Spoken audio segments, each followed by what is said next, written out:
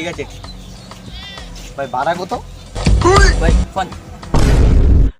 আরে বন্ধু তুই আরে বন্ধু তুই টোটো গাড়ি চালাস?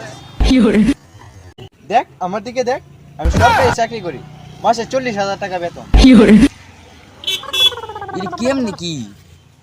তুই না প্রত্যেক দিন সারা রাতে বকা খাইতি, তুই না পরীক্ষার মধ্যে খালি ডিম পাইতে ডিম।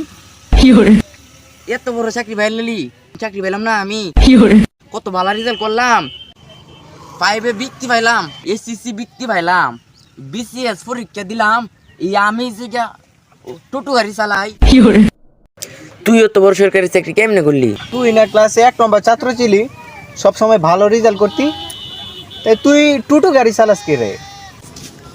কারণ আমার মামু গালু নাই। তুই কেমনে চাকরি পাইলি? জবাব শুনে তো আমি অবাক হয়ে যাই। কারণ আমার দাদা ছিল মুক্তিযোদ্ধা, আর আমি এসএসসি টান্নে টুনে পাস করছি, তো এরপর তো আমার ভালো চাকরি আছে, মনে কর মাসে 40,000 টাকা এক্সট্রা বেতন পাই, আর বাকি তো আছি। তুই কেন চাকরি পাইলি না? আমার মামু গালু নাই, চাকরি আমি কেমনে পাই? ওর বংশে তো কেউ মুক্তিযোদ্ধা নাই। ও হ্যাঁ, ঠিক আছে যা।